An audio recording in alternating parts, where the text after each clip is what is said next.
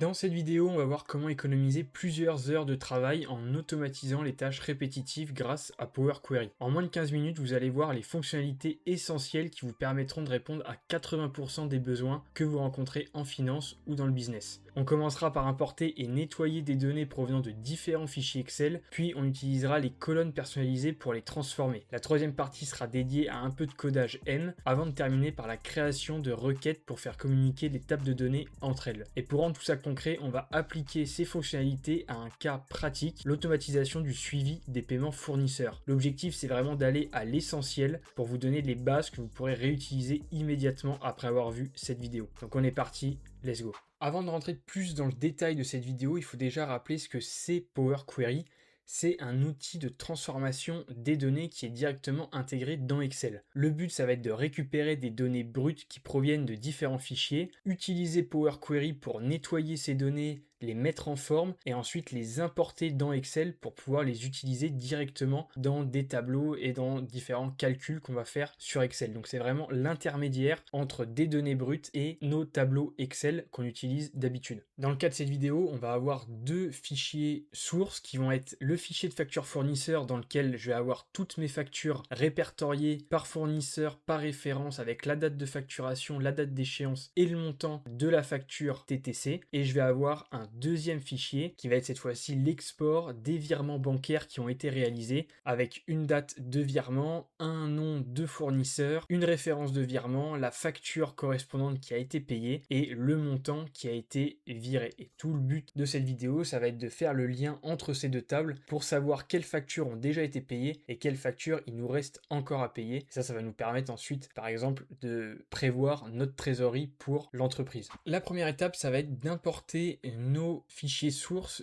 dans l'éditeur Power Query. Donc pour ça, on va se rendre dans l'onglet Données, on va cliquer sur Obtenir des données à partir d'un fichier, à partir d'un classeur Excel. Quand on clique sur ce bouton, on a automatiquement une fenêtre qui va s'ouvrir et on va pouvoir venir sélectionner les fichiers qu'on veut importer dans Power Query. Donc je vais commencer par les factures fournisseurs en double-cliquant sur le fichier. J'ai un premier navigateur qui va s'ouvrir et qui va me permettre de prévisualiser les données que je veux importer.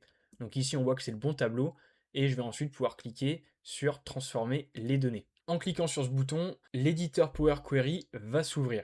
Cet éditeur, il comporte plusieurs interfaces. On a la première interface qui va être la visualisation des données et de toutes les transformations qu'on va effectuer dessus. En haut, on a un ruban avec les différents onglets comme on peut retrouver sur Excel et toutes les opérations qu'on va pouvoir venir faire sur nos données. Et à côté, on va avoir un petit encart avec les étapes qui ont été appliquées sur nos données. Ça nous permet de revenir dessus et d'en annuler si on se rend compte après qu'il y a certaines étapes qu'on veut modifier en cliquant sur la petite croix rouge qui se trouve à côté de l'étape. Pour commencer, ce qu'il va falloir qu'on fasse, c'est nettoyer nos données, nettoyer notre fichier brut en ayant des données qui sont propres et prêtes à être utilisées.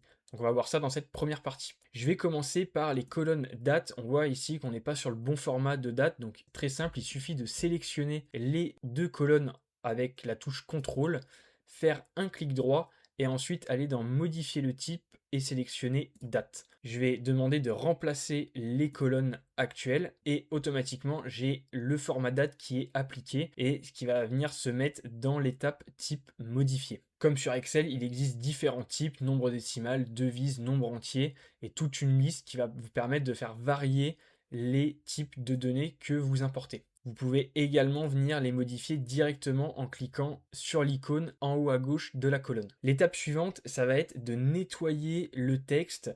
Il arrive souvent sur des exports qu'il y ait des espaces en début ou en fin de texte ou des caractères un peu spéciaux qui vont venir poser problème quand on va transformer nos données. Donc le bon réflexe, c'est de venir sélectionner les colonnes où il y a du texte et nettoyer les données. Pour ça, on va aller dans l'onglet Transformer, puis Format. Et ici, je vais cliquer sur nettoyer. On voit que notre texte, on a l'étape texte nettoyé qui vient de s'afficher et je rajoute en général, pareil dans l'icône format, supprimer les espaces pour venir enlever tous les espaces en début ou en fin de texte.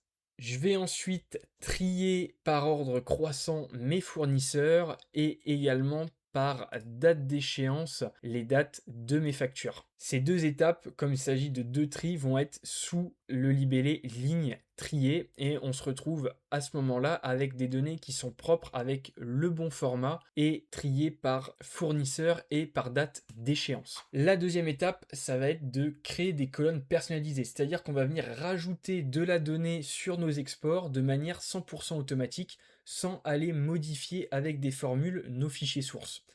Donc par exemple ici, je vais commencer par renommer le montant facture. Je sais que c'est le montant TTC et ce qui m'intéresserait d'avoir, c'est le montant hors taxe de ma facture. Si je veux créer une nouvelle colonne, je vais aller dans Ajouter une colonne et cliquer sur Colonne personnalisée. J'ai ensuite une fenêtre qui va s'ouvrir. Je vais pouvoir renseigner le nom de ma nouvelle colonne. Donc ici, montant hors taxe. Et je vais avoir la formule à renseigner pour créer cette colonne. Je vais dans le panneau colonne disponible sélectionner le montant de facture TTC. Comme on fait référence à cette colonne, on voit qu'il y a des crochets qui sont apparus et je vais diviser le montant TTC par 1,2, ce qui va me permettre de trouver le montant hors taxe. On part du principe qu'on a 20% de TVA et il va me suffire de cliquer sur OK pour qu'automatiquement le calcul se fasse dans la colonne montant hors taxe et qu'on ait les montants pour chaque facture. Si je veux réaliser la même étape pour avoir le montant de TVA, eh bien je vais recliquer sur le même bouton, renseigner le titre de ma colonne et cette fois-ci, par différence, je vais prendre le montant de la facture TTC et soustraire le montant hors taxe. Mes deux paramètres sont entrecrochés. Je vois bien ici que j'ai la coche verte, aucune erreur de syntaxe.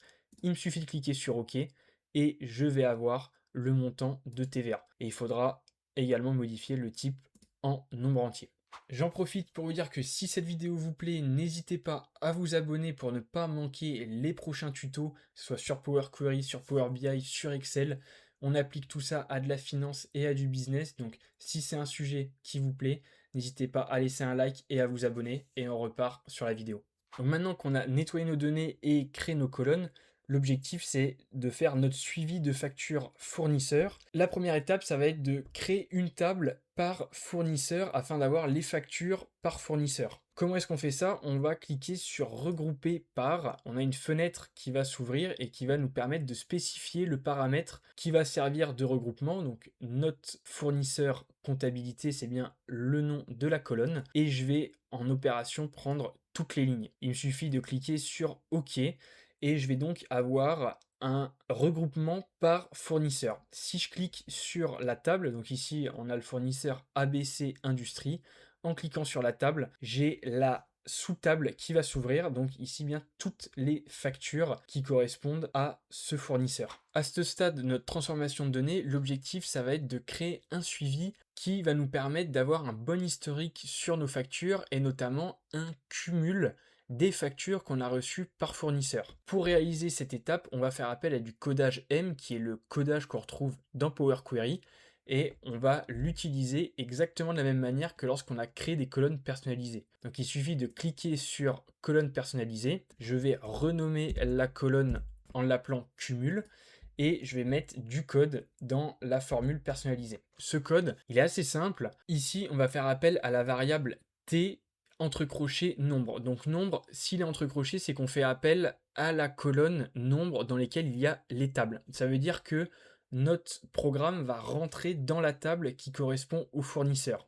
Donc dans notre exemple, ici, il va rentrer dans la table ABC Industrie. Il va ensuite créer une colonne index pour avoir un numéro en face de chaque facture, ce qui va nous permettre ensuite de créer une autre variable cumul et on va venir implémenter la variable cumul en additionnant chaque numéro d'index de facture pour avoir un cumul ligne par ligne. On n'oublie pas qu'on a d'abord trié nos factures par fournisseur et par date de facturation. Ça va nous permettre d'avoir un cumul dans l'ordre chronologique. On va venir passer dans chaque table, créer une nouvelle colonne index, puis une colonne cumul.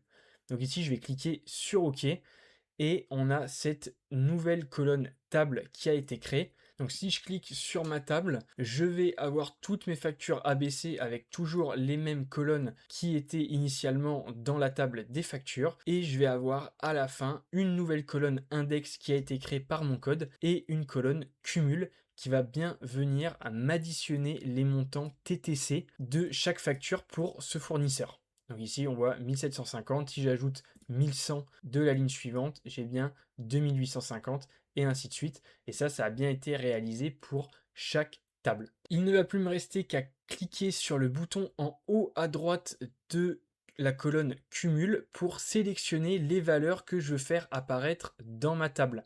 Donc le fournisseur comptabilité, je l'ai déjà puisque c'est la première colonne, mais je peux par exemple faire apparaître la référence de la facture, la date, tous les autres éléments qui m'intéressent. Et en cliquant sur OK, je vais développer la table et avoir tous les éléments, y compris les deux dernières colonnes, index et cumul.